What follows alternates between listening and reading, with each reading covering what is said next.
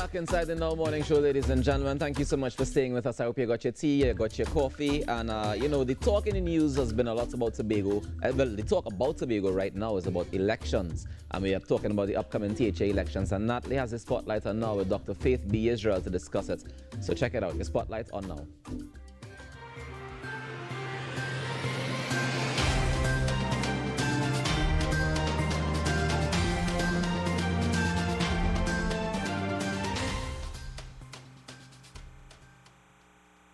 All right, great morning to all of you. Once again, welcome to the morning show here on TPT. I am Natalee Legore. And as Rocca said, in today's spotlight is Dr. Faith B. Israel, PDP Assemblyman, and she's here to speak to us about the draft EBC local government Tobago House of Assembly Tobago order. If we could put all of that in one sentence, but I think I just got it right, Dr. Israel?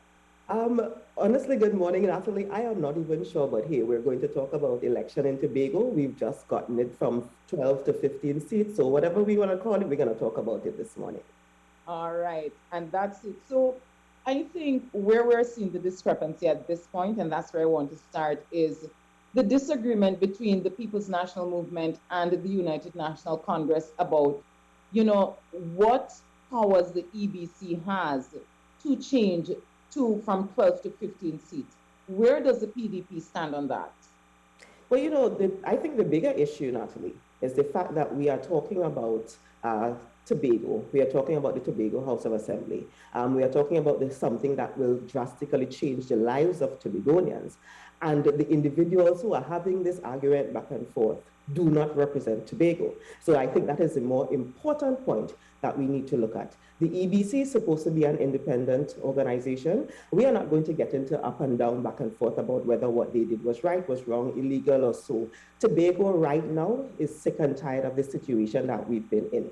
We had an election in January 2021. There was a clear result. 6 on one side, 6 on the other. Tobagonians said to the two political parties, we want both of you to work together. And one of those political parties outrightly refused to be a part of that process. So we are now going back to the elections. The PDP has said that, you know what, we knew that this may not have come in our favor. We knew that the other political party may have used their weight to make the seats where they want them to be. This is not new. This is not something that we were surprised about, but we are ready for the election, and that is the most important part. Tobagonians are ready for the election, and we are heading forward straight towards it. How do you justify saying that the PNM, the PDP, thought that it would have gone in the PNM's favor? How do you justify that if you accept that the EBC is independent and is doing what it needs to do in terms of creating, 15 seats? As the Attorney General pointed out, there was a time when there was 1 seat, and it went from 1 to 12. We saw in Caroni where there were a certain amount of seats and it went to 3. So there is precedent in terms of changing the number of seats. So as you said, I don't think we can discount that. But how do you believe that the People's National Movement was able to move it in their favor? So if you see where the new seats are, you would see that is exactly what happened. More importantly, though, if we were really moving from 12 to 15 seats, what we should have seen was, in essence, was a scrapping of the 12 and starting from scratch. That, in my mind, would have been the fairest. That, in my mind, would have been the method that would have removed any doubt. Because remember, we are going with what we are seeing. We are going with what is now fact. We are going with now what is in the document. If they had said, hey, crap, stop, that's it, we've started from scratch, there's no 12, we are now dividing Tobago into 15, then we could have said, sure, we are happy, we understand what's going on, you've gone through that process. But as it is now, what we've clearly seen is that the 6 that used to be PNM is now 9. But the reality is that if we accept that the EBC is independent, I don't know that the People's National Movement said to the EBC, okay, this is where you should put the additional seats. We know that the EBC has a mechanism in place where it looks at seats in the sense that it's not supposed to be 25% or 25% below in terms of the amount of votes in any one electoral district. And isn't that formula still kept in creating the 15 seats? Now, Natalie, One of the reasons the PDP has taken the decision, for example, to start our political campaign last night was because we've recognized that these are all distractions. We recognize that this is just another thing for us to spend time talking about, meddling about, and the people of Tobago will not get the kind of development they want to see. We've had a hold over Executive Council in Tobago for the last, 8 months. It means that the average Tobagonian has not been able to get a lot of the projects that we should have started have not been able to start.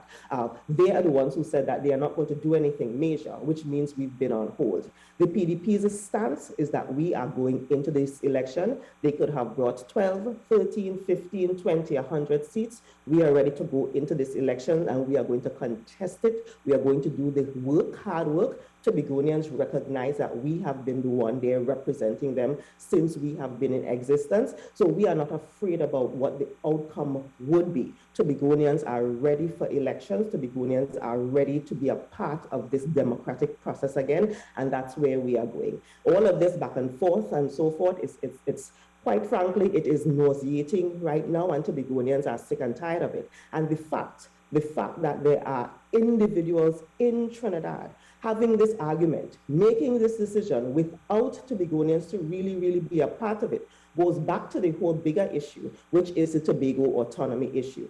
We thought that if we were going to go back into an election, it would have been under a new kind of governance structure. That is why we spent all of those months, that is why we spent all of those hours of our days going through the Tobago Autonomy Bill, ensuring that when they said they needed additional, they were giving us 15 additional days to make whatever changes we wanted to suggest. That is why we went through all of that hard work, so that when we got back to the election, in our mind, it would have been under a Tobago that was more autonomous. Instead, they've simply come and said, forget that. We don't even know where that is. No one has mentioned that in any recently. No, we are just going back with 15 seats. So the people of Tobago will decide what it wants. We are here to fix this. Dr. B. Yisrael, when Parliament reconvened, they did say that it is going back to the JSC, of course, because it would have... No, but the reality, Natalie, the reality is, Natalie, the reality is after what happened yesterday, it means that we have to go to an election soon, because the amendments that were then approved yesterday means that an election will be called.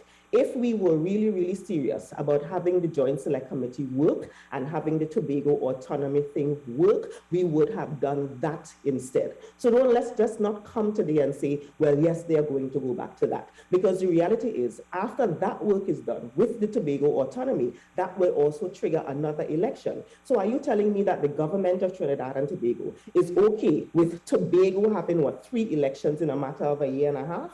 That makes absolutely no sense. If they were honestly, really seriously putting the Tobago autonomy issue on the front of the table, we could have been going back to an election right now with the new Tobago autonomy.